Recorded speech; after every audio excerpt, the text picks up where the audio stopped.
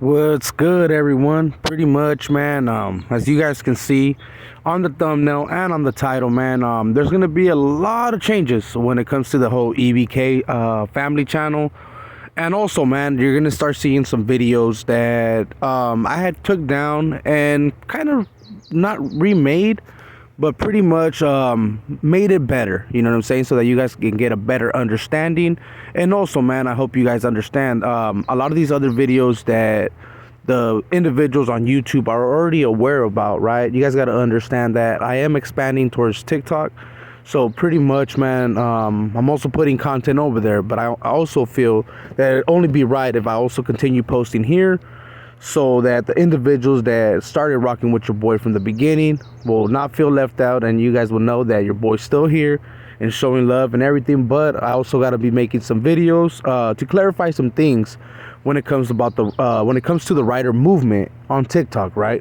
Because I noticed that on TikTok it's kind of where I first started when I first made my channel, right? But on YouTube, you guys already been knowing the E.B.K family channel does not represent the rider movement or nothing like that, right? It represents Conejo, the individual running it, and pretty much letting you guys know how he gets down. And man, like I said, man, hopefully you guys like the get down and you guys fuck with your boy.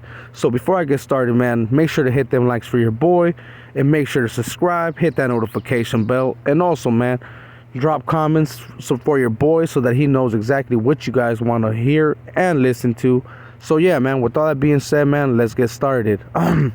First and foremost, let me clarify this for everybody that's on TikTok, right? This picture right here does not represent the rider movement. It's just pretty much a picture that this individual was pretty much really proud of, and he was feeling himself that day, right? But the individuals on YouTube already know what's up. So yeah, man, let's continue. So pretty much the rider movement, the Norteño Rider movement, was created in 1999, 1998. That's what the word is on the YouTube yarda, right?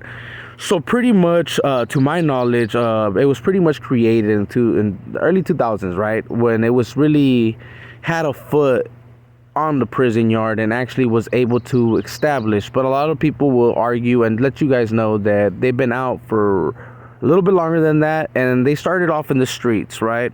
But a lot of individuals know about the rider movement being part of a organization of movement inside the prison wall, right?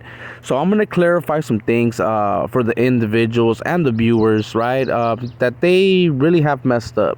So if I happen to miss something, or if I don't answer a certain thing, man, feel free at any time to drop a comment and let me know, and hopefully I will have the time to answer you. So yeah, man, pretty much the riders did establish on the active yard, but with time it did get pushed towards the SNY, right? And that's just why a lot of individuals tend to have a lot of hate and talk a lot of smack when it comes to the rider movement, right?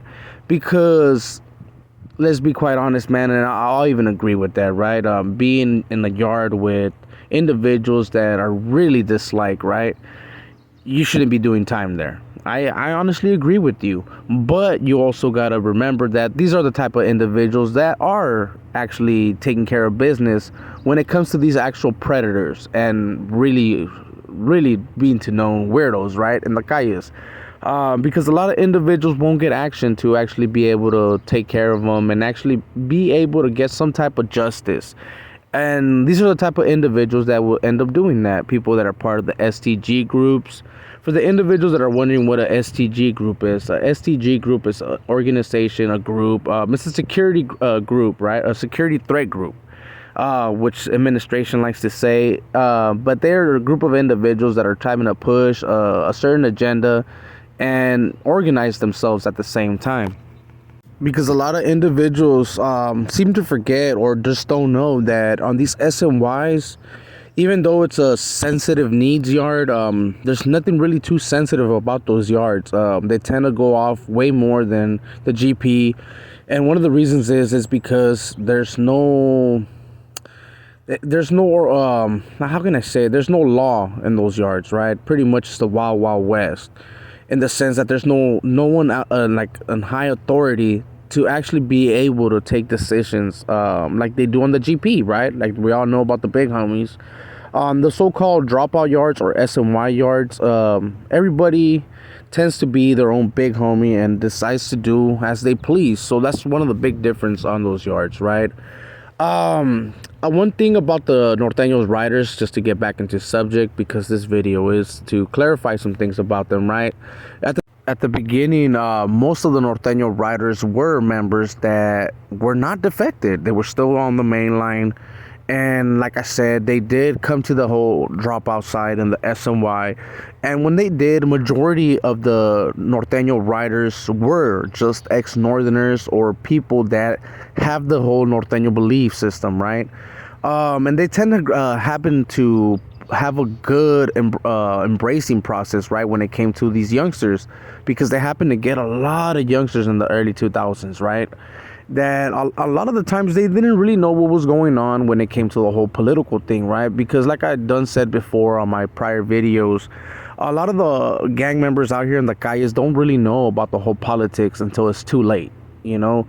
But that's another subject. So majority of them were ex-Northerners, and their main enemy was the active Norteños, the ones that were pushing that politic, right? And actually some on the streets as well. That's why you see some of them actually have NKs and broken stars and stuff like that, right? Because their push was to actually plant a flag and actually stand on their own 2 feet in some type of sense, right? Let them know that they're not going anywhere and they're not going to be pushed around. So they did have a lot of war when it came to the North, right, and the Riders. With time passing by on these dropout yards, they have noticed that why stop the embracement process, right, just with Norteños, and also allow other members. So they ended up allowing blacks, whites, ex-Southerners, Asians, anyone that actually had the same mindset and same belief system when it came to the Norteño Riders. So they started allowing other members to join. So the actual threat and enemies kind of ended up expanding a little bit, right? Because having actual other members that belong to the South, that belong to the whites, that belong to the Crips, Bloods, that would have brought a little bit more enemies and a different type of friction, right? So pretty much they ended up expanding their actual enemies to being active killers, right? E.B.K. To anyone that was actually pushing a political line, they were considered to be an enemy at one point. But time has changed, and there's been a lot of different things that have been going on through the time that I'm going to explain a little bit about it. So pretty much by like 2010, there was a lot of things going on with the rider movements, them being one of the biggest SMY growing gangs. Because they had a lot of members, like I said, after allowing other members to join that were a part of other organizations, helped them expand as well as getting more enemies, of course. But they ended up actually having a little fallout. Certain member, well, actually, before I get to the fallout, they ended up dropping the letter N and just became riders, or now known as something else, but they were just considered to be riders at the moment, right? Because them allowing Sureños and other members to be part of the organization or the movement, whatever you guys want to call it, it kind of showed some type of bad light towards them, right? Not every single one of them wanted to be a Norteño rider, especially if they were considered to be Southerners before. So they ended up dropping the N, and a lot of members did not like that at all, to be quite honest. The main reason why a lot of individuals were not really too happy or pleased with that, it was pretty much because a lot of them came from the Norte. You know what I'm saying? A lot of them still had that belief. There was a lot of NRs that used to be Nuestra Raza at that moment, still participating. So that was one of the main reasons, right? So just with that alone, a lot of members ended up leaving. Some left because of that. And through the years, like a couple years passed by after they dropped the N, and there was another fallout. You know, that's what I was trying to refer to, the fallout. Individual known as Scrappy Diaz pretty much defected.